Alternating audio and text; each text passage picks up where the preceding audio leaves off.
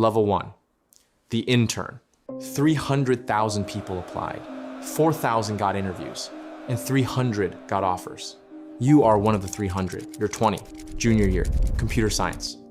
You will be paid $10,500 a month to prove you belong in a building where the average engineer makes $400,000 a year and has already outlasted 6 interns who sat at your exact desk. The process took 7 weeks. Online assessment, 2 technical phone screens, a virtual on-site with 4 back-to-back interviews. You solved a dynamic programming problem on a whiteboard while a staff engineer watched your hands move. You had practiced this exact problem 40 times. Your hands were shaking anyway. 3 days later, the recruiter calls. Offer. 12 weeks, $10,500 a month, $126,000 annualized. Your father makes $74,000 a year. You don't say this out loud to anyone. You fly into San Francisco on a Sunday. The company sends a shuttle from SFO. The campus has 7 buildings connected by glass walkways. There is a coffee bar on every floor. The coffee is free. The food is free. The gym is free. The dry cleaning is free. You realize slowly over the first week that everything is free because leaving the building is expensive, not in money, in time. Time is the currency here. There are 94 interns in your cohort. You are all the same. Stanford, MIT, Carnegie Mellon, Waterloo. Side projects with 4,000 GitHub stars, competitive programming medals, none of that matters here. You are assigned a project, a mentor, and a desk between 2 full-time engineers who do not know your name for the first 3 weeks. Your project is a performance optimization on an internal data pipeline. The codebase has 11 million lines. You understand approximately 600 of them. You spend the first 2 weeks reading documentation that was last updated 14 months ago. You ask your mentor a question.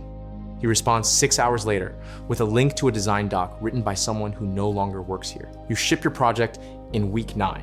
It reduces latency by 40 milliseconds. Nobody outside your team will ever notice. Your presentation is 8 minutes long. The hiring committee reviews it alongside 93 others. You get the return offer on a Thursday afternoon. Full-time L3 software engineer, 118,000 base, 160,000 in restricted stock units, vesting over 4 years. You call your mother. She asks if you'll be close to home. You won't. You start in September. Level 2, the junior engineer. The internship was the trailer. This is the film. You're 22. Your total first-year compensation is $198,000. The number looked different in your head before California taxes, before the $3,200 a month studio in Mountain View, before you realized a 1-bedroom within shuttle distance of the office starts at $3,800 and requires a 780 credit score. You are L3, the lowest rung on the engineering ladder that carries the word engineer. Your job is to write code, ship features, and not break production. That's it. You are assigned to a team of 9. Your tech lead is 27. She has been here 4 years and speaks in acronyms you pretend to understand.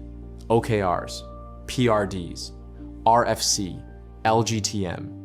You learn them the way you learn a foreign language, by immersion. You ship your first feature in week 6. A configuration change that affects how notifications render on Android devices. 340 million users will see it. You will never see them. You push to production on a Tuesday at 2:14 p.m.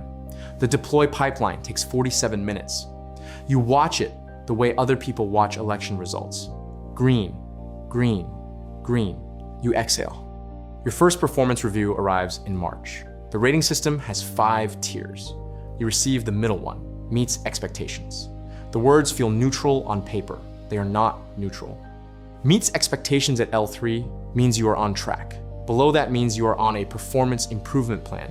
Above it means you are being fast-tracked. You are neither.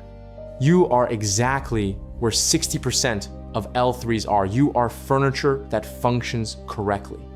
The first year passes. Your RSUs begin vesting. $40,000 in stock hits your brokerage account on a Wednesday. You check the number 3 times. You go back to your desk, you open a pull request, you keep working. The vesting schedule is a clock. It ticks in quarterly installments. The company knows this. The golden handcuffs are not a metaphor here. They are a financial instrument. Level 3, the senior engineer, promotion to L5. You skipped L4. That means something, not much, but something. You're 25, your compensation jumps. Base is 178,000. Stock refreshers bring total comp to 340,000. You are 25 years old, and you earn more than your parents made combined in any year of their lives. You take them to a restaurant in Palo Alto where the cheapest entree is $62. Your father orders water. You own systems now, not features, systems. You are responsible for a service that processes 2.3 billion requests per day. When it goes down, your phone vibrates at 3 a.m.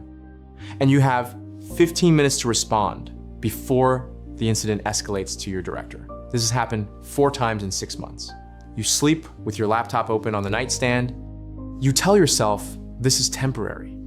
The engineer who had this role before you said the same thing. She left for a startup 8 months ago. Your job changed. You're not just writing code anymore. You're writing design documents. You're reviewing other people's code. You're mentoring L3s who remind you of yourself 2 years ago. Same nervous energy, same habit of over-engineering simple solutions. You were them. Now you are the one leaving comments at 11 p.m. that read "nit." Rename this variable while knowing the variable name doesn't matter. The discipline does. The promotion committee meets twice a year. You learn that getting to LF5 was about technical skill. Getting past LF5 is about something else entirely. Influence, impact. The language changes. Your manager says the word scope in every one-on-one. You need to demonstrate scope. Scope means your work affects more than your team. It means the director knows your name. It means the VP has seen your design doc. Exit conversations start. A recruiter from a Series C startup messages you on LinkedIn. VP of engineering title, 280,000 base, 0.4% equity. You run the numbers on the equity. The math works if the company hits a $2 billion valuation. The company is currently valued at $400 million. You close the message. You open your design doc. You tell yourself you'll think about it after the next performance cycle. The next performance cycle starts in 3 months. It always does. Level 4. The staff engineer. L6, staff. The title changes the physics of every meeting you enter. You're 29. Total comp is 520,000. The number stopped feeling like a salary somewhere around 400,000. Above that, it becomes a score, a signal, proof that the system has identified you as someone who generates disproportionate value. There are 14,000 engineers at this company. Roughly 8% are staff level or above. You are one of them. The promotion packet that got you here was 11 pages long. Your manager wrote it. You edited it. 3 senior staff engineers and a director reviewed it in a calibration meeting that lasted 45 minutes. They discussed your work, your influence, your trajectory. You were not in the room. Your job is no longer to build. It is to decide what gets built. You write the technical vision for your organization. 200 engineers will execute against a document you authored over 6 weeks. The document is 34 pages. The executive summary is 1 page. The VP reads the executive summary. The engineers read everything else. You are the translation layer between strategy and execution. You attend a meeting with the VP of product. She presents a roadmap that requires your infrastructure team to deliver a new data platform in 9 months. The timeline is aggressive. You know it's aggressive. She knows it's aggressive. You say the timeline is achievable with trade-offs. She asks what trade-offs. You describe them precisely. She nods. She doesn't change the timeline. The trade-offs become your problem. They were always going to be your problem. That is what staff means. You start to understand the architecture of this company. Not the technical architecture, the human architecture. Who has the VP's ear? Which directors are aligned? Which principal engineers have soft veto power over technical decisions? The org chart says one thing, the influence map says another. You are learning to read the second one. This is called leadership. It is also called politics. The distinction depends on who is describing it. Your college friends who took jobs at banks text you. They are associates now. They work until midnight. You work until 7 p.m. most days, sometimes later. The difference is that their work stops when they close the laptop. Yours follows you into the shower, into the weekend, into an incident at 3 a.m. that triggers a page. Because a config change you approved last Thursday introduced a memory leak that cascaded across 3 services. You fix it in 40 minutes, nobody thanks you. The system was down for 40 minutes. That's what they remember. Level 5. The director, you made a choice. Technical track or management track? You chose management. You're 32, director of engineering. You manage 4 teams, 47 engineers total. You know every one of their names. You know which ones are burning out and which ones are about to get poached by the startup across the street that just raised a $200 million Series D. Your base is $240,000. Stock and bonus bring total comp to $680,000. In a strong year, the number crosses $750,000. You are earning more money than you are capable of spending in any way that changes how your life feels. The marginal utility of each additional dollar has been declining since $300,000. You notice this, you don't stop pursuing the next number. Nobody does. Your job is people and strategy. You don't write code anymore. You haven't written production code in 14 months. You miss it the way a surgeon who became a hospital administrator misses the operating room. Occasionally, late at night, you open the codebase and read it. You don't change anything, you just read. You make your first hard call. An engineer on one of your teams has been underperforming for 2 quarters. His code quality declined. His collaboration scores dropped. You've had 3 conversations with him, each one more direct than the last. The 4th conversation is the PIP, Performance Improvement Plan. 60 days. You deliver it on a Monday afternoon. His face does something you will remember. You go home. You eat dinner with your partner. You don't mention it. The VP of Engineering invites you to a planning offsite, 2 days in Napa. The agenda is next year's headcount and budget allocation.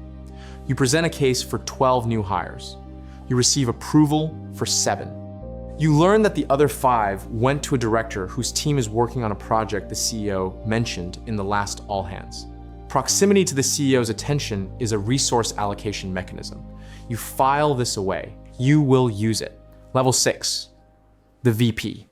You are the strategy now. You're 37 vice president of engineering, 400 engineers across your organization. Your compensation is negotiated directly with the CEO. Last year, total comp was $1.6 million. The year before, $1.3 million. The variation reflects stock performance and a multiplier tied to company-level OKRs. The money is real. The pressure that accompanies it is also real. Your calendar is a wall of 30-minute blocks from 8 a.m. to 6 p.m. You make decisions in the spaces between meetings. Some of these decisions affect which products exist and which ones are killed. You canceled a project last quarter, 18 months of work by a team of 30 engineers. The metrics didn't support continuing. The team lead asked you why. You explained the data clearly, compassionately. She nodded. She left the company 2 months later. You understand. You would have done the same thing at her level. You report directly to the CTO. The CTO reports to the CEO. You are 2 levels from the person whose name is on the SON filing. When the CTO disagrees with you, he does it in private. When he agrees, he does it in front of the board. You learn to calibrate which ideas to present and when. Timing is a technical skill at this level. It is the most important technical skill. Recruiters stop calling about jobs. They start calling about board seats. Advisory roles. A venture firm asks if you'd like to be a technical advisor for their portfolio companies. $50,000 a year for 10 hours a month. You take it. Not for the money, for the network. The network is the infrastructure of whatever comes next. You are building it deliberately. Your children are 6 and 4. You coach soccer on Saturday mornings.